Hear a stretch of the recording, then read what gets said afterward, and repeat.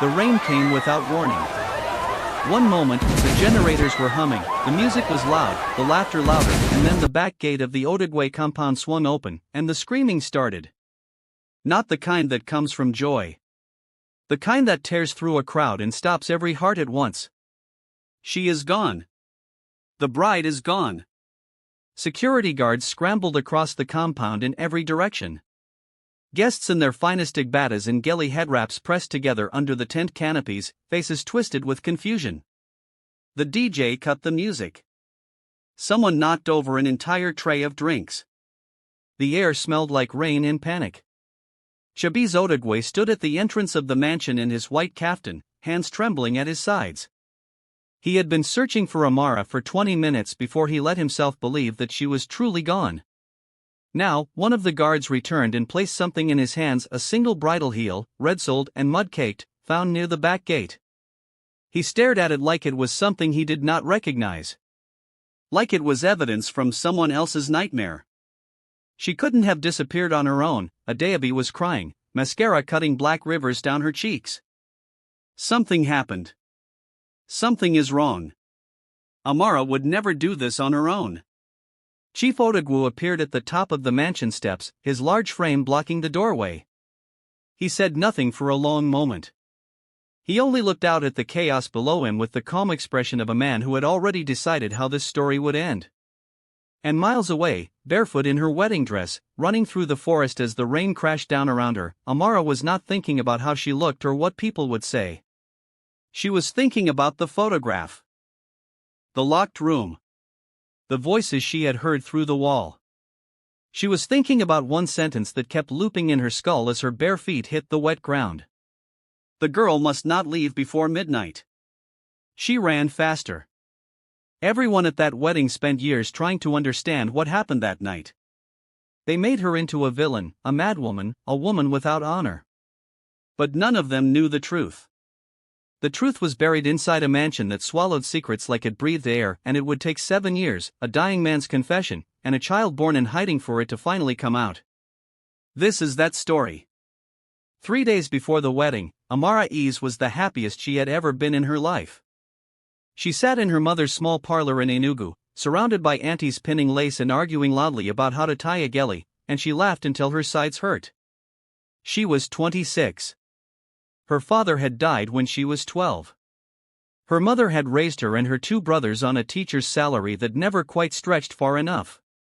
She had put herself through university, taken a job at an accounting firm in Abuja, and somewhere between spreadsheets and quarterly reports, she had met Chibueze Odogwu. Chibueze was not what she expected a rich man to be. He was quiet. Thoughtful. He remembered small things, the way she took her tea, the name of her favorite market stall in Enugu. He called her Amara Nwa, her father's old name for her, though she had never told him to. It felt like he had reached into the softest part of her and learned it without asking permission. They had dated 2 years before he proposed. Long enough to trust him. Long enough to meet his family. She liked most of his family. His mother was warm and loud in the way that immediately made you feel at home. His cousins were silly and irreverent. His older sister, Nneka, had pulled Amara aside at their first family dinner and whispered, "Thank God." He needed someone real.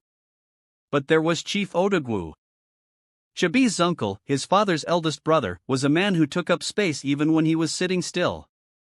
His eyes moved constantly, cataloging everything, and when they landed on you, you felt it like a weight pressed between your shoulders. He had shaken Amara's hand at their first dinner and held it just a beat too long, and something in his smile had turned the food cold in her stomach.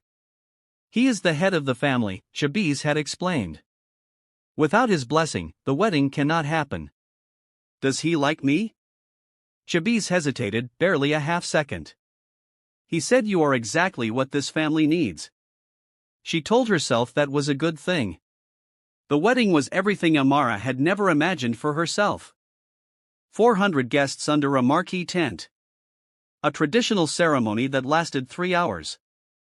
Groomsmen in burgundy igbata. Bridesmaids in gold. A DJ and hired musicians trading turns. Money sprayed generously on anyone who stepped onto the dance floor. Amara danced. She laughed. She let Chibueze hold her waist and spin her in a slow circle while the crowd cheered, and she thought, this is real. This is mine. This is the beginning of everything good. But somewhere between the second course at dinner and the cutting of the cake, something shifted. She noticed it first in Chief Odogwu's eyes, fixed, deliberate, the kind of gaze that felt like a hand on your shoulder. Every time she looked up, he was already watching. Then she saw Chibueze and his uncle step away from the main table, heads bent close. Chibueze's face was tight, strained, the face of someone being given instructions he did not want to follow. She almost walked over. But the music swelled, Adeobi pulled her back to the dance floor, and she let the noise carry her worry somewhere out of reach. Later, she would spend years wishing she had walked over. The reception wound down past 11. The last guests drifted out. The staff began clearing tables. Chibueze's cousins, drunk and singing, piled into cars headed back to the hotel.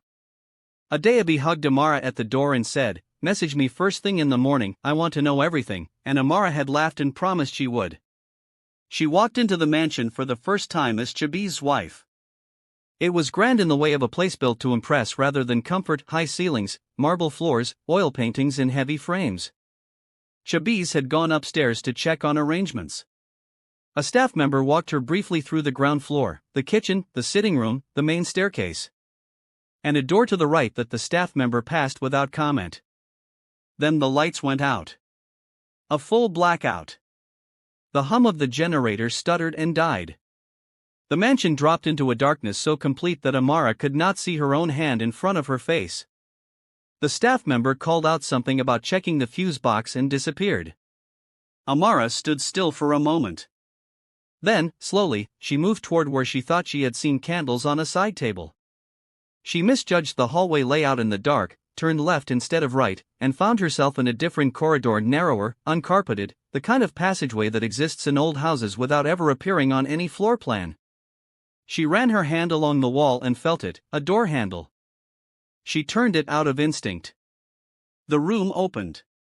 She found a lighter in her clutch bag. She had put it there 3 days ago as a joke, because Adeobi smoked when she was nervous, and she clicked it on. The flame was small. But it was enough. The walls were covered. Old photographs, printed and pinned, some framed, some curling at the edges with age. And in the center of the far wall, a larger photograph in a dark wood frame. A woman, young and beautiful, caught in mid-laugh. Below the photograph, written in careful handwriting on a strip of paper, Chioma, 2017. Amara knew that name. Everyone in Chibueze's circle knew that name. Chioma had been his fiancée before Amara. She had died in a car accident on the Abuja-Kefi Expressway 6 years ago. It was a tragedy that Chibueze had spoken of only once, in a quiet voice, late at night, when Amara had asked him why he had waited so long to love anyone again. But the woman in this photograph was not looking at Amara from a memory. She was looking at her from something else entirely. There was a strange arrangement on the table beneath the photograph's objects Amara could not name, small bottles with wax stoppers, something dark dried and crumbled in a clay dish. She took one step back and heard voices in the corridor. The girl must not leave before midnight. Chief Odogwu's voice, low and certain, just on the other side of the door. Everything must be in place. Then Chibueze, are you sure this is the only way? A pause. Then the chief said something in a dialect Amara's Igbo was not strong enough to follow, something old and deliberate, and Chibueze went silent. Amara did not wait to hear more. She pressed her back against the wall, waited until their footsteps faded, and then she moved. Down the narrow corridor. Through the kitchen. Out the back door. Across the compound yard in the rain. She did not think. She did not plan. Her body made the decision before her mind could catch up. She ran. The forest behind the compound was dark, wet, and loud with rain. Her dress caught on branches. She lost both shoes within the first 100 meters. The fabric soaked through until it hung on her like dead weight. Behind her, shouts, guards, a car engine. She pushed herself deeper into the trees. A car nearly hit her when she burst onto a road she hadn't seen. She threw herself sideways and fell, rolling into the wet grass at the roadside, and when she tried to get up, her legs refused.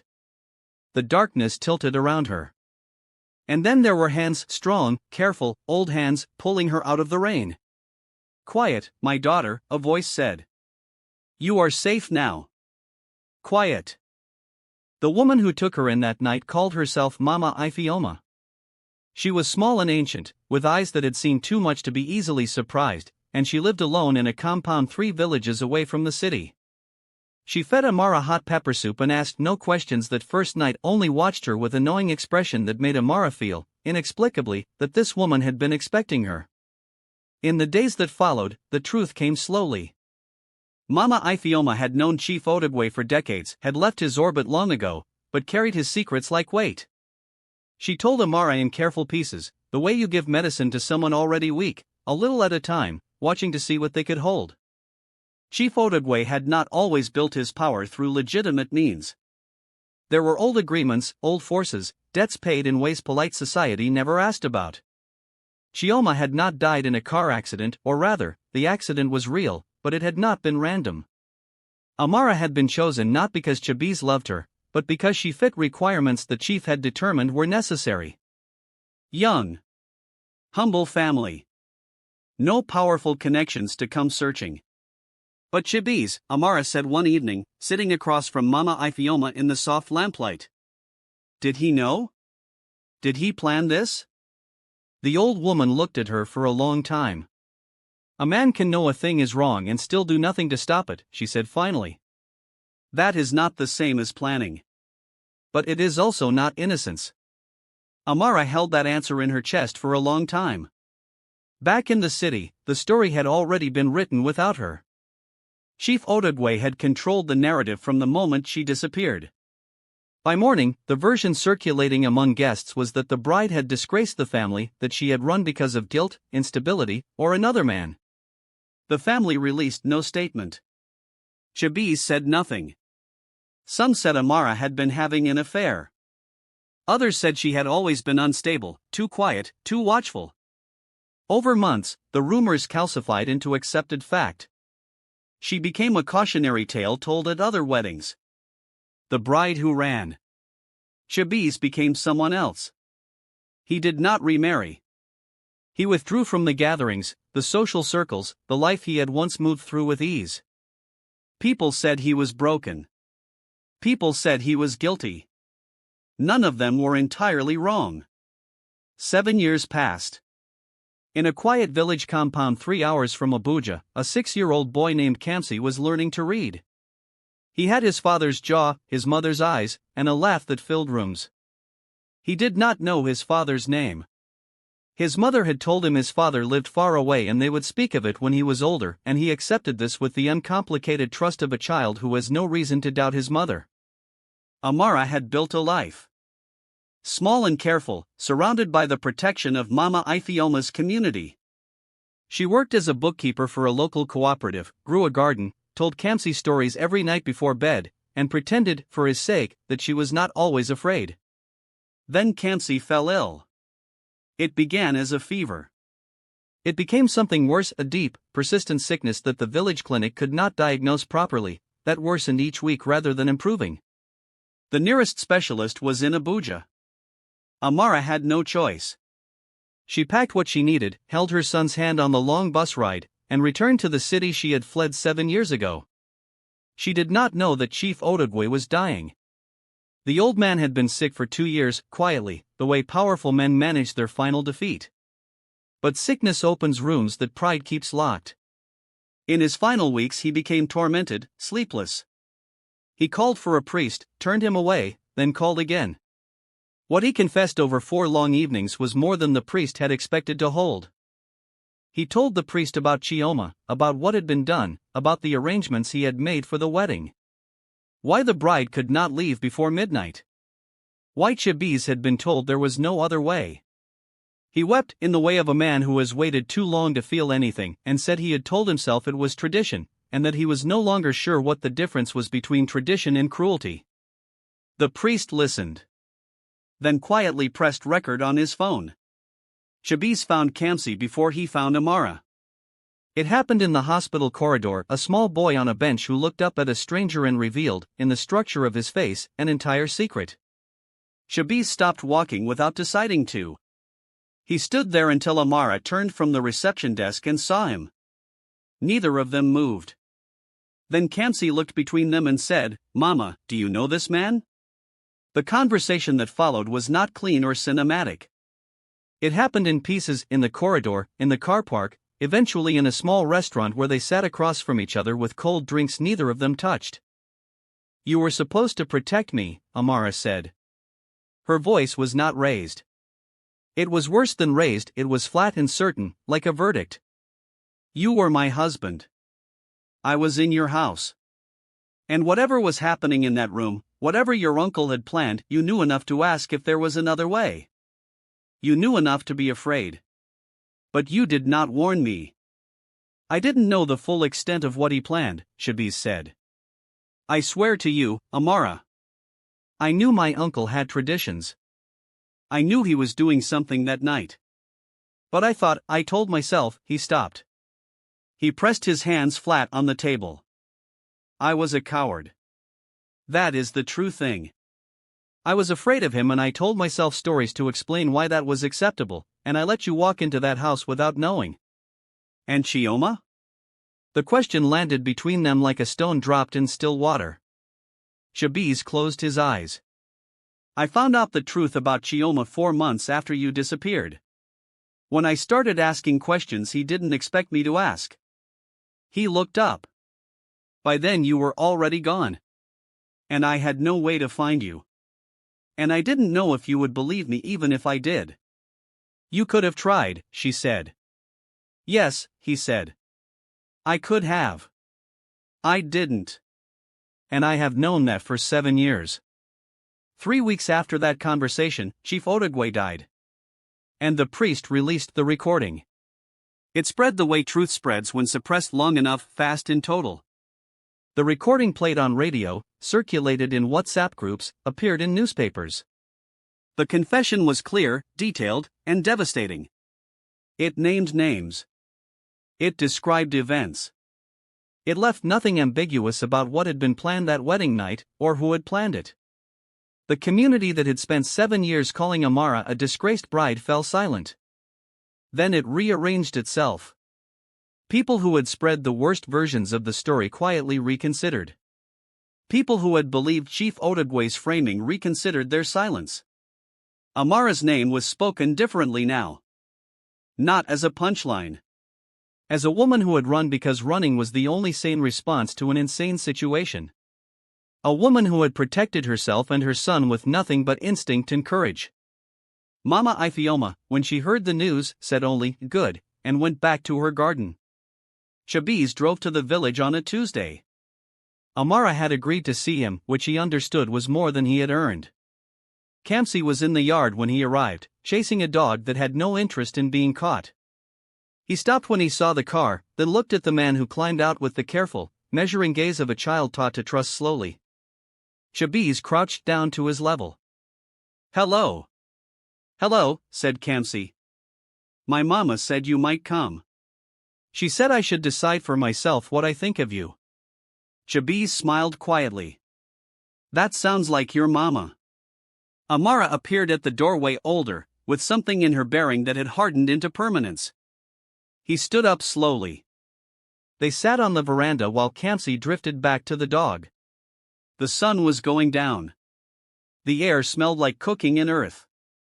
"Can you ever forgive me?" Chibueze asked. Amara looked at her son. She watched him laugh as the dog licked his face. She thought about 7 years, the village clinic, the night fevers, the stories told alone at bedtime. Mama Ifeoma's hands pulling her from the rain. The woman she had become and the space left by the woman she was supposed to be. "Forgiveness is not the same as returning," she said at last. "I need you to know that." "I know. And it doesn't happen today. Or quickly." "I know that too." She was quiet for a long time. The generator somewhere nearby clicked on. Kamsi called out to her, "Mama, the dog is eating my sandal," and she called back without turning her head, her eyes still on the space in front of her. He needs to know his father, she said finally. That part one am certain about. The rest, we will take slowly. Chibueze nodded. He did not smile, this was not a moment for relief. It was a beginning, fragile and serious, full of everything they still owed each other. Slowly, he said. The rain came again, the same way it had come on their wedding night, without warning. They stayed on the veranda and watched it fall. No hands touched. No promises were made that could not be kept. But neither of them moved to go inside. Somewhere in the village, a door stayed open, just a little. Just enough for the light to come through.